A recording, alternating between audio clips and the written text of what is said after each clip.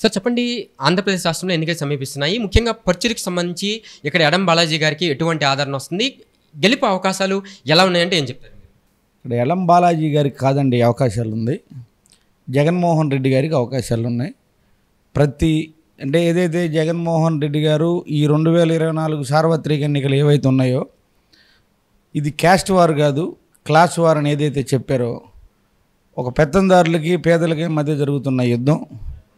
భారతదేశంలో ఉన్నటువంటి ఏ రాష్ట్రంలో ఏ ముఖ్యమంత్రి అయినా మీ కుటుంబానికి మంచి జరిగితేనే మీ బిడ్డకు మద్దతుగా ఉండండి అని చెప్పిన ఏకైక ముఖ్యమంత్రి, ఏకైక నాయకుడు జగన్మోహన్ రెడ్డి గారు.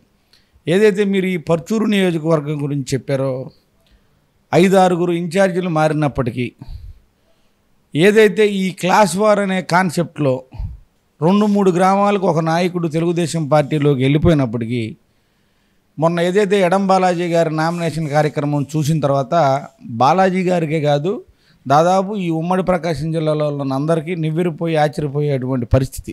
ఎందుకంటే నాయకులు మారారే తప్ప ఈవెన్ ఇన్ఛార్జీలు మారినా బాలాజీ గారే అభ్యర్థి అవుతారా కాదా అని చెప్పినా, ఏదైతే తెలుగుదేశం పార్టీ వాళ్ళు ఏ పిచ్చి స్ట్రాటజీలు, పనికిరాని స్ట్రాటజీలు ప్లాన్ చేసినా సరే కార్యకర్త జగన్మోహన్ రెడ్డికి గట్టిగా నిలబడి ఉన్నాడు. ప్రతి ఇంట్లో జగన్మోహన్ రెడ్డి గారికి ఓటేయడానికి సిద్ధంగా ఉన్నారు. ఈ పోల్ మేనేజ్మెంట్ చేసే విధానంలో కానివ్వండి, ఈ 6 సంవత్సరాల్లో ఈ పార్టీ పెట్టిన దగ్గర నుంచి ఈ నియోజకవర్గంలో ఏదైతే కేడర్ కొంచెం ఇబ్బంది పడిన వాళ్ళు ఉన్నారో, ఒక నాయకుడు గొప్ప, ఒక నాయకుడు తక్కువ అని నేను మాట్లాడిన, కానీ ఎడం బాలాజీ గారు వచ్చిన తర్వాత చొక్కాలు నలుగుతున్నాయి, కానీ చొక్కాలకు ఉన్న జేబులు మాత్రం ఎవరి నలగట్లేదు. ప్రతి ఒక్క నాయకుడిని అందరినీ కలుపుకొని చాలా ఓపికగా వెళ్తున్నారు. కాబట్టి కంపల్సరీగా పర్చూరు నియోజకవర్గంలో వైసీపీ జెండా రెపరెపలాడుతుందని ఒక నాయకుడిగా నేను చెప్పడం కాదు, కానీ జూన్ 4 ఫలితాల్లో మీరు కంపల్సరీగా చూస్తారు. ఎన్నికల ప్రచారంలో భాగంగా ఉదయం సాయంత్రం కూడా చాలా విస్తృతంగా పర్యటిస్తున్నారు. మరి ప్రజల నుంచి ఎటువంటి అపరూప స్పందన వస్తుందంటే? ప్రజల నుంచి కంపల్సరీగా స్పందన వస్తుందండి. మీరు ఖోఖో గేమ్ చూసారా? మీకు స్పోర్ట్స్ ఐడియా ఉందా? ఖోఖో గేమ్లో ప్రతి ఒక్క ప్లేయరు ముందుకెళ్ళడానికి సిద్ధంగా ఉంటాడు. మనం ఏం చేయాలంటే వెనక పోయి అనాలి అంతే. బాలాజీ గారు ఆ పని చేస్తున్నారు. ప్రతి ఒక్క కార్యకర్త జగన్మోహన్ రెడ్డి గారికి ఓటేయడానికి ఇందాక నేను ఏదైతే సంసిద్ధంగా ఉన్నారని చెప్పానో, ఇందాక మన సోదరుడు చెప్పినట్లు ఏదైతే కూటమి వాళ్ళు రాజ్యాంగం మార్చేస్తాం, ఎస్టీలకు రిజర్వేషన్లు తీసేస్తాం, ముస్లిమ్స్కి 4% రిజర్వేషన్లు తీసేస్తాం, లోకేష్ వస్తేనేమో ఎర్ర బుక్లో రాసుకున్నాం అందరిని చంపేస్తాం, ఇంకోటి సచివాలయ వ్యవస్థ తీసేస్తాం. మొన్న బోండా ఉమా గారు సచివాలయ వ్యవస్థ అనేది రాజ్యాంగానికి విరుద్ధంగా వచ్చింది, మొత్తాన్ని తీసేస్తాం. ఇంకొక ఆయన అసలు వాలంటీర్ని లేపేస్తాం. వీళ్ళు తీసేస్తాం లేపేస్తాం అనే దాంట్లో ఉన్నారే తప్ప అసలు వీళ్ళు వస్తే ఏం చేస్తారనేది ఎవరికి చెప్పట్లే. ఓకే, వీళ్ళు వస్తే ఏం చేస్తారనేది ఎవరికి చెప్పట్లేదు. కాబట్టి జగన్మోహన్ రెడ్డి గారి మేనిఫెస్టో కూడా మీరు చూసారో లేదో, కంపల్సరీగా మళ్ళీ ముఖ్యమంత్రి ఆయనే కుర్చీలో కూర్చుంటాడు. కాబట్టి ఏ పథకాలు ఎంతవరకు ఇవ్వచ్చు, ఏ పథకాలకు ఖర్చు ఎంత అవుతుంది అని చెప్పి చాలా జాగ్రత్తగా సిస్టమేటిక్గా మేనిఫెస్టో వచ్చింది.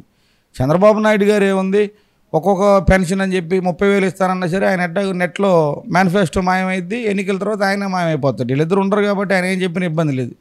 చంద్రబాబు నాయుడు 3 లక్షల రైతు రుణమాఫీ ఇస్తారన్నా సరే నమ్మే పరిస్థితిలో ఏ రైతు లేడు.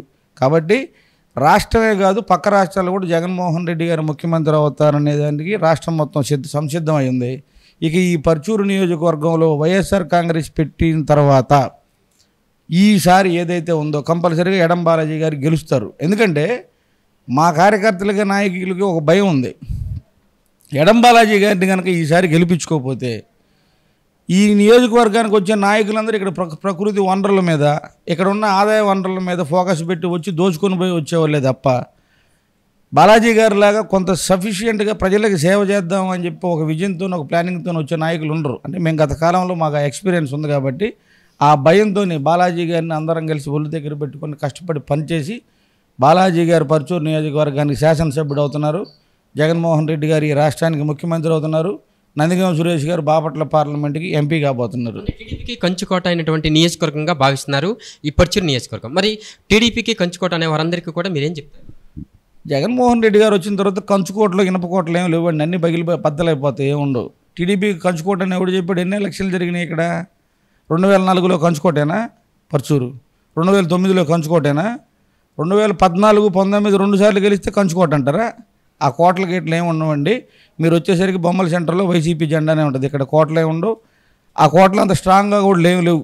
గత 2 ఎలక్షన్లో మాకే ఆ యొక్క ఎలక్షన్ చేసే విధానంలో తప్పుదేం జరిగింది తప్ప ప్రతి ఒక్క నాయకుడు, ప్రతి ఒక్క కార్యకర్త వైఎస్ఆర్ కాంగ్రెస్ పార్టీ వైపే ఉన్నారు.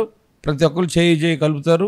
కంపల్సరీగా ఈసారి ఎలక్షన్లో విజయం సాధిస్తారు. ఫైనల్గా చెప్పండి, మీ ప్రజలకు ఏం చెప్పదలుచుకున్నారు? ముఖ్య నాయకులుగా ఆయనకి సైన్యంగా మీ ప్రజలు అంటే ఎవరికి ఓటు వేయాలని మీరు బలంగా చెప్పదలుచుకున్నారు? ఎవరికంటే ఫ్యాన్కేనండి, ప్రజలకు కానీ ఎవరికైనా కానీ అందరిని ఆలోచించమని చెప్తుంది. ఏంటంటే చిన్న ఇంటర్వ్యూ కాబట్టి నేను డెప్త్గా పోవట్లేదు, కానీ ఆంధ్ర రాష్ట్ర ఫలితాల వైపు యావత్ భారతదేశం మొత్తం ఎదురు చూసే పరిస్థితి. ఇక్కడ 2 వర్గాలండి. ప్రతి కులంలో, ప్రతి మతంలో, ప్రతి కాలనీలో జాతిను, కొన్ని కుటుంబాలను అడ్డం పెట్టుకొని స్వప్రయోజనాలు పొందే రాజకీయం ఇన్ని రోజులుంటే ఆ జాతి, ఆ ఏరియా మొత్తం బాగుపడి అభివృద్ధి చెందే వైపుగా జగన్మోహన్ రెడ్డి గారు ఒక కొత్త లైన్ తీసుకొని ఒక కొత్త తరహా రాజకీయాన్ని 5 సంవత్సరాల్లో చేశారు. నాయకుల మధ్య ఆధిపత్య పూర్వ పెత్తనాల కోసం పోరాటం తప్ప సామాన్య ప్రజలు ప్రతి ఒక్కరు జగన్మోహన్ రెడ్డి గారి వైపే ఉన్నారు.